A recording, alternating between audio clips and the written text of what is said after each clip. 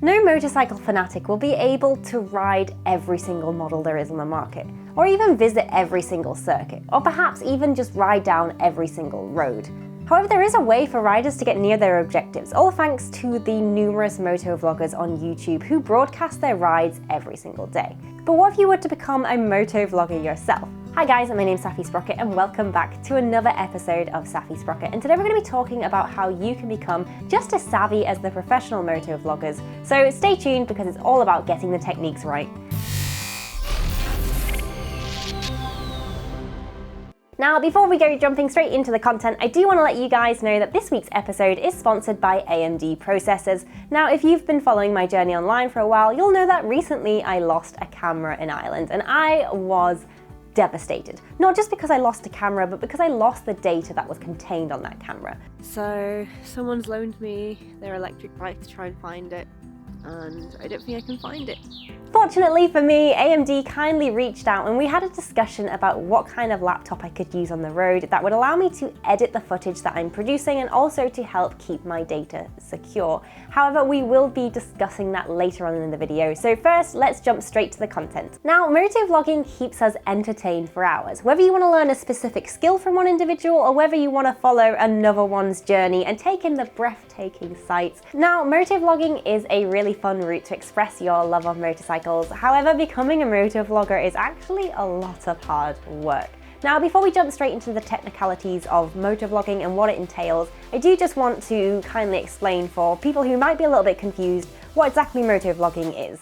So simply said, motovlogging is the process of filming a motorcycle or filming oneself riding a motorcycle and then kind of, stitching that into a coherent video to share online. So the term itself is a combination between motorbike, video and log, which we now know today as motovlogging, and someone who goes ahead and produces these videos is known as a motovlogger and the video itself is known as a motovlog. The majority of motovloggers do tend to upload their content to YouTube, just like me, where we can love and share and comment and join in the fun little biking community that's magically appeared on YouTube over the last 2 decades. So do you feel like it would be something that you'd enjoy? Well, you've come to the right place because I'm going to be sharing my entire workflow with you guys today and I'm really super excited, so let's jump in. So a common question that I get asked on social media all the time is about the type of computer and the editing software that I'm using. So I'm first just going to touch base with what kind of computer you should be looking for when it comes to video editing. Computer processors can handle the most demanding tasks thanks to technological advancements, which means that high-end video editing and multitasking has now become extremely simple and easy to do. So in order to ensure that video editors' ideas and visions are brought to life, video editors rely heavily on processing power. Now, because more cores equate to faster high-end video editing performance, choosing the right CPU is essential. Now, without a question, AMD produce the best CPUs on the market for video editing. So if you're watching this video, the chances are you're going to be wondering about what kind of machine you want to purchase for your newfound hobby. AMD have a variety of CPUs available on the market, but ideally you'll want something that's Ryzen 7 or Ryzen 9 and above, just to ensure that your machine is powerful enough to edit videos. Now, you can go for something lower like the Ryzen 3 or the Ryzen 5. The Ryzen 3 and the Ryzen 5 are still great CPUs, however these are geared towards more general use, and whilst you'll still be able to edit and encode the video footage on your computer, it will just take a little bit longer. This is just something worth bearing in mind when it does come to selecting a computer for video editing. My laptop is kitted out with the Ryzen 7 5800H, which has 8 cores and 16 threads. This enables me to multitask while video editing. It allows me to do more at once. As I previously mentioned, I recently lost some footage in Ireland, so now having a machine that has a high-end processor that allows me to edit on the road and also back footage up has been a massive game changer, and I highly recommend keeping this in mind if you do plan to travel long distances and you do plan to take a computer with you whilst you're on the road. It's clear that AMD are leading the CPU market, making them the obvious choice for anyone who wants to get into motovlogging. So let's talk about the styles of motovlogging. There's no one specific style fits all. In fact, there's so many different kinds of motovlogging. However, there is one critical ingredient in all of them. Every single motovlog that's successful online always tends to have a purpose behind it. So I usually like to break motovlogging down into a few different categories. Now the first one is adrenaline junkies. These are people who are doing crazy things like track days, they're going out and doing really crazy stunts, they're just all-round maniacs on bikes. The second kind of motovlogger we have tends to be like the moto adventurer. These are the people who are going on adventures and they like to take you along with the journey, like myself. And then I also like to just comment on the fact that there is a third category, which are people who are very focused on information and sharing skills. These tend to be the people who are in their garages making like really cool how-to videos, or even just, you know, sharing like news updates. And it might even be the case that you're a combination of A or B, or even, you know, A, B and C category. I don't think it really matters the kind of content that you're producing, as long as it's something that you generally find interesting and want to produce. So the reason I like to recommend that you have a sit down and think about what kind of motovlogger you want to be is because it's going to massively dictate the kinds of equipment you go on to buy later on. Now, a lot of motovloggers don't tend to start off with fancy equipment. I know that I didn't myself. However, depending on what kind of motovlogger you are, will massively change where you put your money down the line. And you really need to consider the fact that motovlogging is a hobby, and no matter what kind of hobbies you take up, you will inevitably end up investing money into it at some point. So you want to make sure you have a very clear direction. If you think about the kinds of equipment that someone would need to perform stunts, or even go off touring in comparison to the kinds of like film equipment that you'd need for producing how-to videos in your garage, these are going to be massively different. Someone who's going off traveling around the world is going to need like really hard wearing, rugged kind of camera equipment, whereas if you're filming in your garage, you know, maybe you've got a project bike that you want to share with the world, you're not really going to need anything too hard wearing. You can get away with just like your phone on a tripod. So having a sit down and kind of think of what kind of vlogger you want to be, and also what kind of environment you're operating in order to produce this kind of content is really vital in those early days. But also you want to make sure you don't get too hung up on it, because you know you can change creative directions at any point that you want to. There's a lot of earlier stuff that I've produced that I've just not continued to produce later down the line. You got to remember it's a creative process, and you will inevitably find your own style and just learn to roll with it the more content you produce. But again, just keep it in mind what kind of person you want to be, because you will need to invest some equipment at some point. So if you haven't switched off by this point, I'm either A, doing a good job, or B, you've lost the remote. But either way, we're here. And I just want you to take the opportunity to kind of think, if you were to be a motovlogger, what kind of motovlogger would you want to be? And what kind of equipment would that entail? So if you think about what kind of equipment you might need if you decide to go off traveling, or if you wanted to make some videos about your project bike in your garage, whatever you want to share with the world, just kind of visualize the kinds of equipment that you think you might need. And I'll run through what I own and why I own this. And you know, if you're feeling a little bit brave, don't forget to drop a comment below and, you know, share your thoughts with me. I'm always really interested to see how other people would do it. But obviously I'm going to share my workflow with you guys now. So what kind of equipment do you need for motovlogging? Now, the very first motovlogger on YouTube was known as M13, and it was back in 2007. And you know what equipment he had? A single helmet camera and a single lapel mic, and that was all he needed to hit it off online. However, today a lot of things have changed, and people have different expectations on what kind of equipment and quality that they can expect from a motovlog online.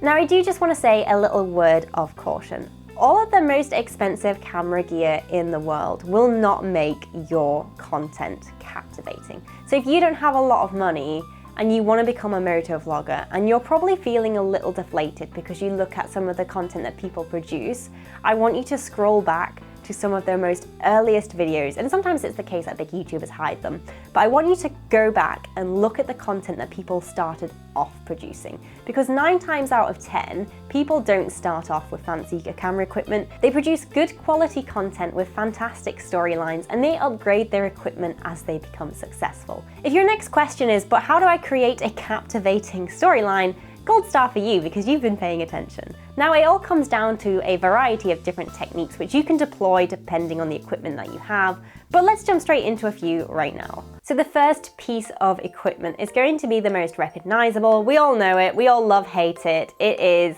the action camera. Now, the reason the action camera is such a fundamental staple in motovlogging is just because it can be mounted a variety of different ways. You can put it on your helmet, you can put it on your handlebars, you can have it rear, forward facing, you can even have it down by your exhaust, which I've done a few times, don't really recommend.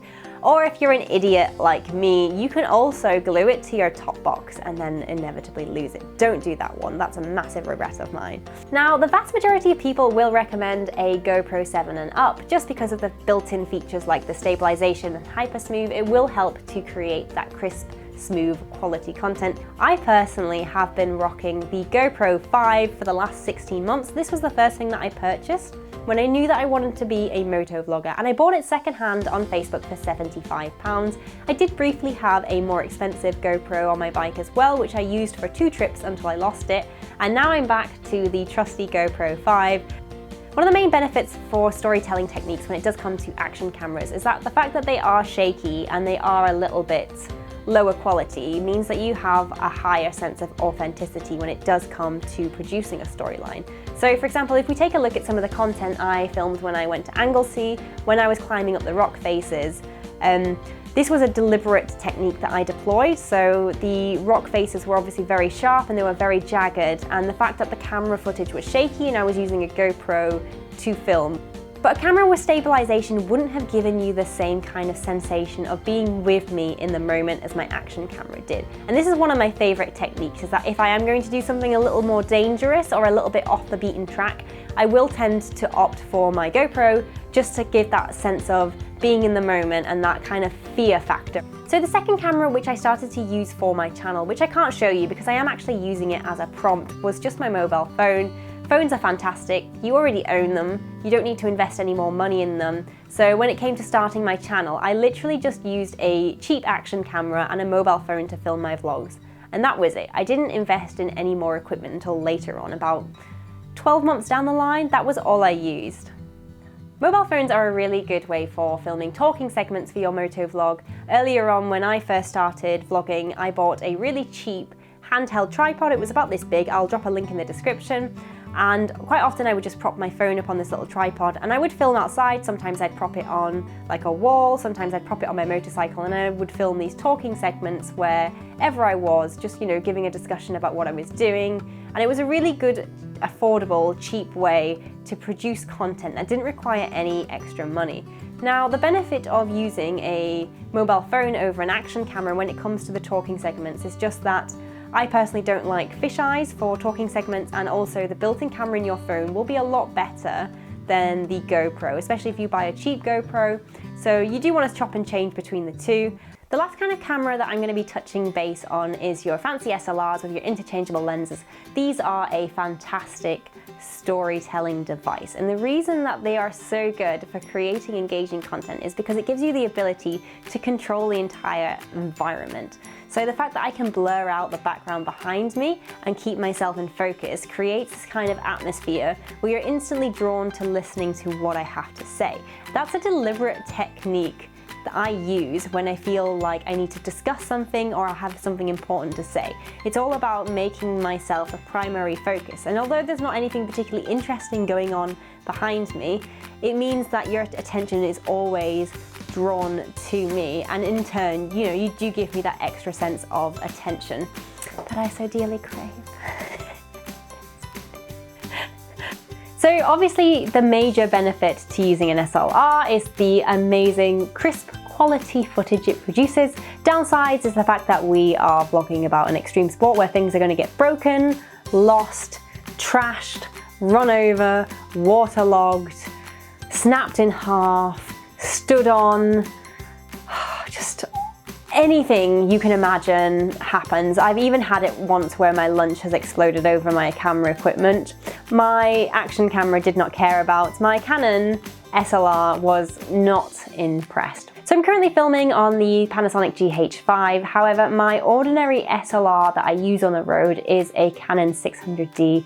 I don't take expensive equipment on the road anymore after last week's situation. So only cheap equipment comes on the road with me now. I bought my Canon 600D for £150 secondhand off Facebook Marketplace, and the guy even threw in a free expensive mic as well. Give it some thought about what kind of creator you want to be and what kind of camera you think you're going to need. I'm not going to make the decision for you about what you should invest in because every person is unique. All I'm here to do is present the options that allow you to make a decision for yourself. But they all have different pros and cons, and they all help you to achieve a different sense of direction. So, you know, just sit and think about it.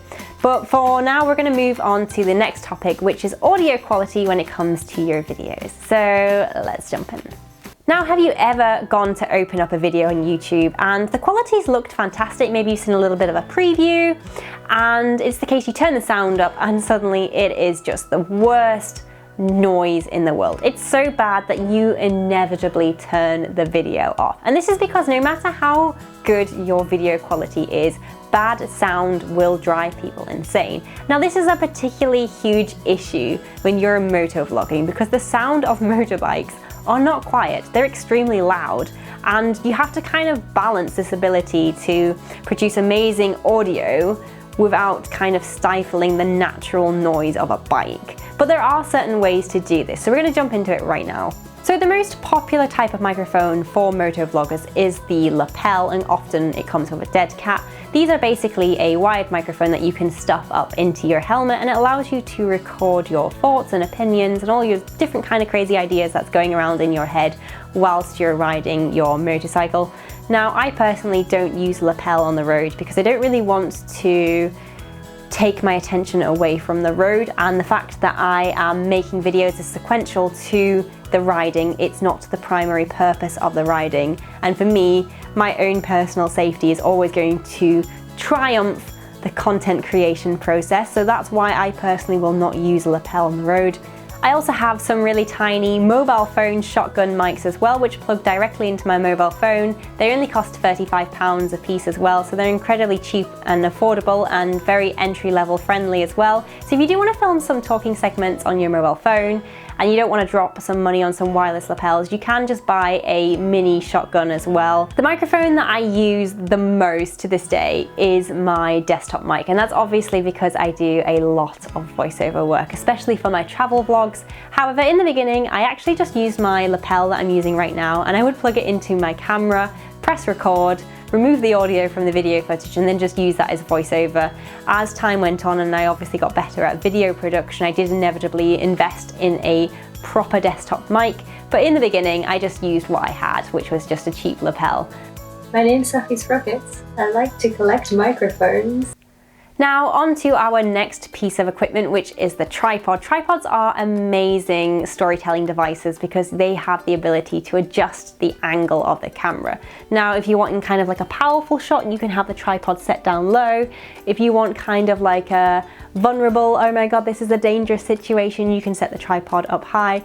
Or if you're having kind of a, you know, viewer to speaker moment, you might have the tripod level to increase the engaging ability of your content, like I'm doing right now. So if you're the kind of vlogger who is going to travel insane distances, the chances are you're going to purchase something very small and adorable like the Manfrotto Pixie. It lets you basically put any kind of adapter on. You can put an SLR on this thing. You can also put like a mobile phone, a GoPro, anything you want. It's really small and it fits in your pocket. You can pretty much prop this thing up on anywhere. But if you're the kind of person who wants to shoot, like, I don't know, maybe some more static shots, but in a different environment, you'll probably end up with something a little bit bigger, which extends, but still, you know, it's still pretty compact and small. But if you're the kind of person who's going to be filming things like how-to videos, the chances are you're going to be wanting like a really heavy-duty tripod for those static shots, especially if it's the case that you might knock your camera.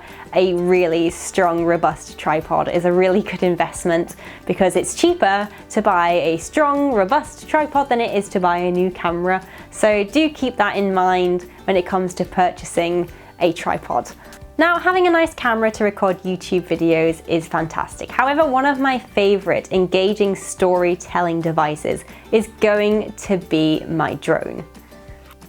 Now, using a drone on the road is a fantastic way to add a ton of depth to your video. It's just an amazing narration device that allows people to have more of a spectator sense of engagement when it comes to your videos. So I also just want to touch base on lighting. Now, I purchased lighting very, very recently after my first winter motovlogging. And the primary reason I did that was because before this point, whenever I was filming talking segments for my videos, I was very much reliant on natural light. As you can imagine, natural light is very scarce in winter. One of the biggest major issues that I was having was I was working full-time, and when you go to work full-time in winter, it's very much the case that you're setting off in the dark and you're returning home in the dark. I really struggled to produce content last winter. So one of the biggest major investments that I wanted to make this year before winter hit was lighting equipment. And the reason being is that no matter how dark it is outside, it always permanently is well lit in my apartment for filming videos. And it's been an absolute godsend. There's been times where I've come home at 8-9 p.m. and I've begun filming at 10 p.m. and the quality and the lighting of the video looks exactly like it does now. You'd never know that it was almost midnight when I was filming. Now, I will drop links in the description to the lighting that I do use. It's not something that I would purchase early on if I was to go back. I think I bought it at the right time when I was a year invested into my journey. So I wouldn't worry too much in the beginning if you feel like you need to go out and buy all this equipment. This is definitely a later on kind of purchase. This is the kind of purchase you want to make when you're starting to get to winter and you realize you're struggling to get content out. It just means you can do it from the comfort of your warm home.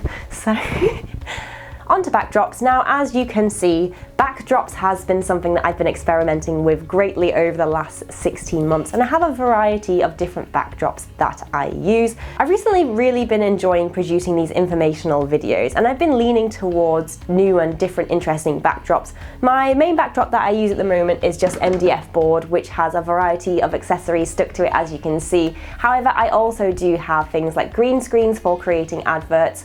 But I didn't really start off this way. My backdrops when I first started vlogging were just using nature. And if I'm doing videos that focus specifically on my bike, I will still prefer to leave the house and go and film in public. Now, obviously the downside to filming in public is that you're filming in public. And for me, that's the worst thing in the world.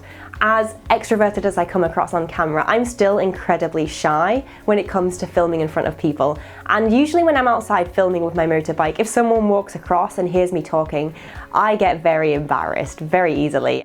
Obviously in my earlier videos, I would frequently visit the forest or laybys and set up cameras and microphones. Now, the downside to filming in public is that you are filming in public, and I don't know about you guys, I still really struggle to film in front of people. So when it's the case that I'm filming outside and I'm trying to do these talking segments, if someone walks past, I get incredibly shy and I can't continue to talk because I feel so embarrassed. And I don't feel like people are judging me. I think that people are more inquisitive as to what I'm doing as opposed to judging me. It's just, I get incredibly shy talking on camera in front of people because I haven't yet developed the confidence to do this.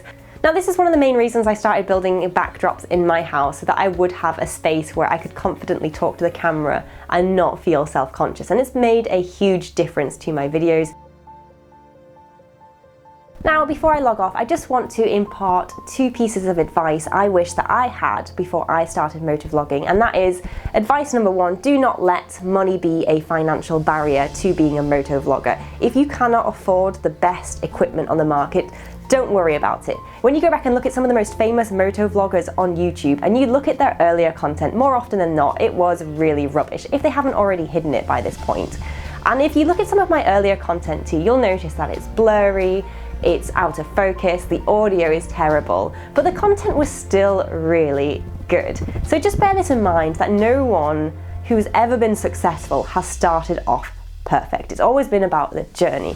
The other thing that I just want to say is basically don't get too obsessed with producing the perfect content to the point where it prevents you from sharing things with the world.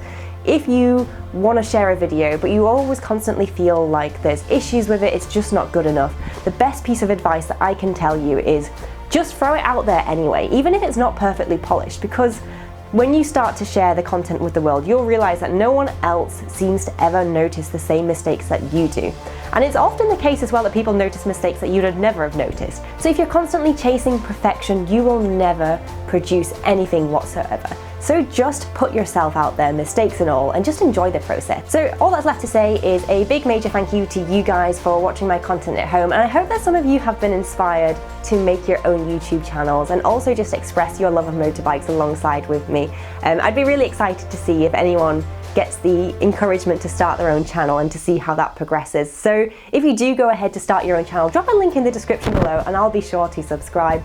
In the meantime, I just want to say a major thank you to AMD Processors, who have sponsored this video very kindly this week and also have assisted me in sorting out my video editing needs on the road. If you do want to learn more about AMD Processors, I will drop links in the description below so you can click and check out some of their stuff. In addition to that, I'll drop all the links in the description below for the equipment that I used when I first started out, and also the equipment that I'm using to date so that you guys can get an idea for how that equipment's evolved over time. In the meantime, my name's Safi Sprocket, and I hope you guys ride safe, stay crazy, and I'll see you next week.